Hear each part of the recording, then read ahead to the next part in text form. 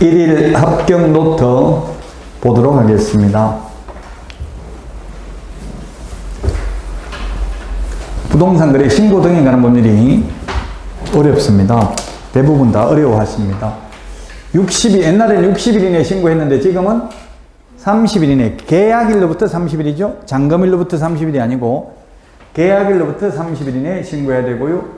해제 등이 확정된 날로부터 역시 30일 이내, 임대차 신고도 30일 이내라고 했죠. 전부 30일 이내 신고입니다. 그 다음에 해제 등이 되지 않았음에도 불구하고 거짓으로 해제 신고하는 걸 하면 안 됩니다. 금지행위에 추가했고요. 또 이러한 해제되지도 않았는데 거짓으로 해제 신고한 자를 신고하면 포상금 지급 대상입니다. 포상금은 거짓, 해임, 허가, 해제되지도 않았는데 거짓으로 해제된 거 신고하면 포상금 지급 대상입니다. 맞습니다. 3번도. 4번. 해제 신고도 30일 이내에 해야 된다고 했습니다. 30일 이내. 다만 일방이 신고를 거부하는 경우에는 단독으로 신고할 수 있다. 단독으로 하려면 판결문 등 증명자료를 제출하러 가야 돼. 방문 신고만 가능하다고 했어요. 단독으로 하는 경우는. 전자문서 안 된다고 했죠. 담당 부문이 사실 여부를 확인해야 되기 때문에. 자, 그 다음에 계약책 5번. 계약 체결을 하지도 않았음에도 불구하고 거짓으로 부동산 거래 신고를 한 경우에는 100분 5가 아니라 3천만 원 이하가 들었죠. 거래를 하고 거짓 신고하면 5% 이하 100분 5고, 거래하지도 않았는데 거짓으로 부동산 거래 신고하면 거래 금액이 없으니까 100분 5를 산정할 수가 없잖아요. 거래 안 했는데. 그래서 거래 안 하는 경우는 3천만 원 이하가 틀립니다. 5번이 정답입니다. 자, 2번 문제입니다. 거짓 신고하면 1번, 거짓 신고하면 5% 이하가 틀려 맞고요. 2번, 계약 체결을 하지 않았음에도 불구하고 거짓으로 부동산 거래 신고하면 3천만 원 이하가 틀려. 30일 이내 해제 신고하지 않는 경우 500만 원 이하가 틀려. 그 다음에 해제 등이 되지 않았음에도 불구하고 거짓으로 해제 신고하면 3천만 원 이하가 틀려. 5번, 거래 대금 지급 증명 자료. 왜의 자료 제출 안 하면 500만 원 이하가 들으라고 했죠? 거래 대금 지급 증명 자료 제출 안 하면 3천만 원 이하의가 들고, 왜의 자료는 500이 아니고, 3천이 아니고 500만 원 이하의 가태료입니다.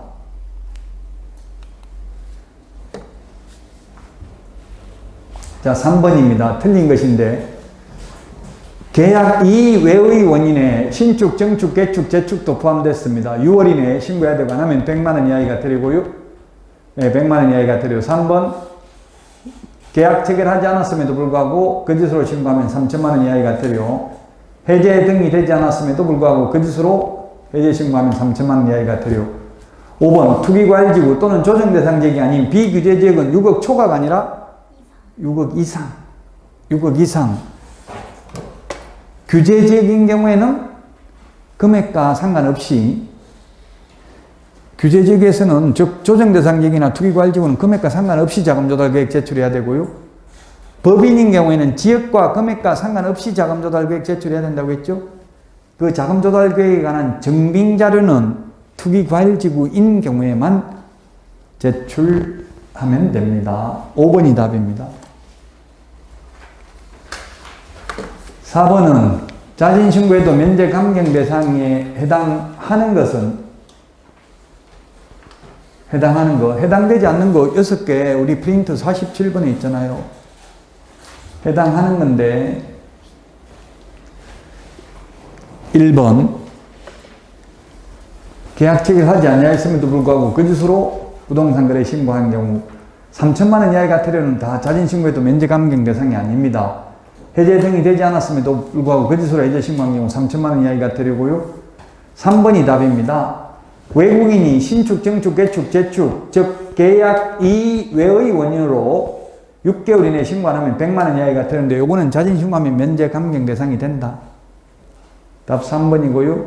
거래대금 지급 증명자를 제출하지 않는 경우 3천만 원 이하가 되려. 3천만 원 이하가 되려 3개는 자진 신고해도 면제 감경 대상이 아니다. 30일 이내 해제 신고하지 않는 경우, 30일 이내 부동산 거래 신고하지 않는 경우, 거래 대금 지급 증명 자료 외의 자료 제출하지 않는 경우도 면제 감경 대상이 아니라고 했죠. 답은 3번이 자진신고에도 면제 감경 대상이 되는 것입니다. 이거하고 가장 대표적으로 되는 게 뭐냐면 거짓신고한 경우, 거짓신고한 걸 자진신고 제도가 없으면 적발하기가 어렵잖아요. 왜냐하면 폭로하면 둘 다 처벌받잖아요. 예를 들면 뇌물 주면 뇌물 준 사람 받은 사람 둘 다 처벌받죠. 그래서 폭로를 못하는데 이 자진신고 제도를 만들어 놓으면 매도인이 다운계약서 안 적으면 계약 안 한다고 해서 어쩔 수 없이 다운계약서를 적었다 하고 폭로하면 조사 시작되기 전이면 면제해주고, 조사 시작되고 나서 자진신고하면 50% 깎아준다고 했죠. 리니언시 제도라 하고요. 미국에서는 우리 이 자진신고 제도를 두고 스파이를 조직적으로 양성하는 국가다, 이렇게 신문에 나왔더라고요. 원래 자진신고하고 받는 게 뭐 꼭 바람직한 건 아니긴 하죠. 5번 투기과열지구 조정대상 지역 내 주택거래 신고 시 금액과 무관하게 자금조달계획서를 제출해야 된다. 맞습니다. 그 다음에 투기과열지구인 경우는 증명자료도 제출해야 된다. 그 다음에 투기과열지구 조정대상 지역 내에서 주택거래 신고 시 거래 당사자 중 매수인이 국가 등인 경우는 국가 등이 자금조달계획서 제출해야 된다. 매수인이 국가인 경우는 제출 안 한다고 했죠? 근데 법조문에는 매수인이 국가인 경우 이렇게 안 나와 있고 일방 당사자가 국가인 경우, 국가 등인 경우 이렇게 되어 있어요. 그 정확하게 말하면 매수인이 국가인 경우만 제출 안 한다고 했죠. 현실적으로는. 매도인이 국가고, 즉 LH가 분양하는 거 그 분양받으면 자금조달계획 제출해야 돼요. 분양받아도 지금. 투기과열지구나 조정대상 지역이면. 그 다음에 법인이 주택거래 신고 시 별도 서식을 통해서 법인 등기 현황, 거래 상대방 간의 특수관계 여부, 주택 취득 목적 등 추가로 신고해야 된다. 법인이 주택 취득하면 신고서 2개 제출해야 된다고 했잖아요. 일반 부동산 거래 신고서 외에 법인 신고서를 하나 더 제출해야 됩니다. 자, 법인이 주택의 매수자로서 거래 신고 시 지역과 금액과 상관없이 자금조달계획 제출해야 된다. 법인은. 맞습니다. 그러나 법인도 증명자료는 투기과열지구인 경우만 제출합니다. 1인 기업 만들어가지고 페이퍼 컴퍼니 만들어가지고 탈세하는 걸 방지하기 위해서, 그래서 지금 취득세도 법인이 취득하면 최고 세율인 12% 내야 되죠.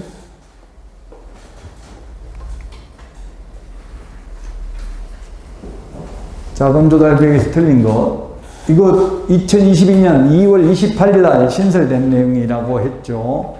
수도권 광역시 세종특별자치시의 경우는 지분거래를 하는 경우 금액과 무관하게 자금조달계획서 제출해야 되고요. 그 다음 2번 수도권 광역시 세종특별자치시에서는 지분거래가 아닌 경우 3억이 아니고 얼마라고 했어요? 1억. 1억 이상인 경우 자금조달계획서 제출해야 된다. 2번이 답입니다. 1억 이상입니다. 3번 신고대상 토지거래계약 1부터 역산하여 1년 이내에 매수한 다른 토지가 있는 경우 그 토지 가격을 거래 가격에 합산하여 계산하고요. 4번 매수인이 국가 등이거나 매수인의 국가 등이 포함되어 있는 토지 거래는 제외한다. 예.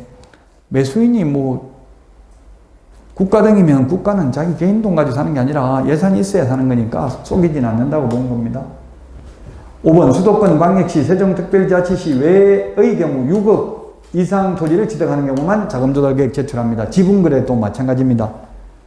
수도권 광역시 세종특별자치시 외의 경우는 2022년 2월 28일 토지 취득 자금조달계획 제출하는 게 신설됐다.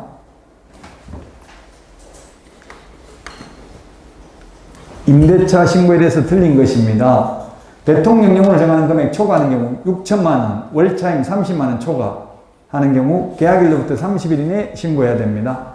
공동으로 신고해야 됩니다. 자, 그 다음에 2번 60일 이내에 신고하는 게 아니라 며칠 이내? 30일 이내죠. 틀렸습니다. 주택임대차 신고, 해제 신고, 부동산 거래 신고 모두 30일 이내입니다. 2번이 틀렸고요. 3번 한 명이 신고 거부하면 단독으로 신고할 수 있습니다. 그 다음에 전입신고한 경우 임대차 신고한 것으로 봅니다. 임대차 신고하면 또 확정일자 받은 것으로 봅니다. 신고관청은 주택임대차계약 신고사무에 대한 해당 권한의 일부를 그 지자체 조례로 정하는 바에 따라 읍면동장, 출장소장에게 위임할 수 있다. 예, 그래서 주택임대차 신고 그냥 동주민센터에 가서 요즘은 행정복지센터 이렇게 말하는 데도 있죠. 거기 가서 전입신고 그냥 임대차 계약서 가져가서 전입신고하면 임대차 신고한 것으로 봅니다. 2번이 답이고요. 8번 이행강제금 옳지 않은 것은 했는데 토지거래 허가받은 자가 허가받은 목적대로 이용하지 아니할 경우 이행명령을 담보하는 수단이 될 수 있고요. 그 다음에 토지거래 허가를 받아 휴게음식점을 취득하여 실제로 이용하는 자가 해당 건물의 일부를 임대하는 경우에는 부과 대상이 아닙니다. 일부만 임대하는 경우는. 대부분을 그 휴게음식점으로 사용했다면, 자, 그 다음에 이행명령을 받은 자가 그 명령을 이행하더라도 명령을 이행하기 전에 이미 부과된 것은 징수해야 된다고 했죠? 새로운 이행강제금 부과는 즉시 중지하되, 그 다음에 부과권자는 시장군수구청장이며 이행명령이 정하여진 기간 내에 이행되지 아니할 때 부과하게 되고, 5번 최초 이행명령이 있은 날을 기준으로 하여 6개월에 한 번씩이 아니라 1년에 한 번씩이죠. 5번이 틀렸습니다. 건축법에서는 이행강제금 1년에 2회 범위 내에서죠.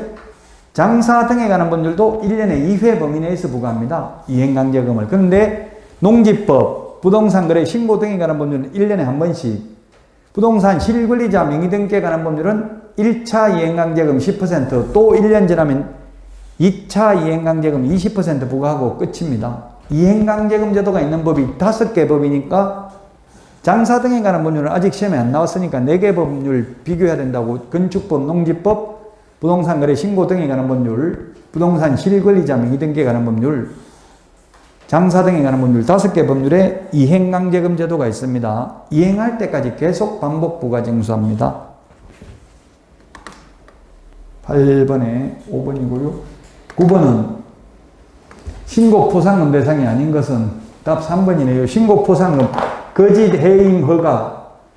해제되지도 않았는데 거짓으로 해제 신고하면 포상금 지급 대상인데, 해제됐는데 30일이나 해제 신고 안 한 경우는 포상금 지급 대상 아닙니다. 우리 프린터 28번에 있습니다. 거짓 해임 허가. 답 3번입니다. 해제되지도 않았는데 거짓으로 해제 신고한 경우는 신고하면 포상금 지급 대상입니다. 포상금 지급 대상. 거짓 신고한 경우, 거래하지도 않았는데 거짓 신고한 경우, 해제되지도 않았는데 거짓으로 해제 신고한 경우, 임대차 신고 거짓으로 한 경우, 허가받지 않거나 부정한 방법으로 허가받은 경우, 허가받은 목적으로 사용하지 않는 경우가 포상금 지급 대상입니다. 답 3번입니다. 헷갈리죠, 조금. 해제되지 않았는데 거짓으로 해제 신고한 경우는 포상금 지급 대상입니다.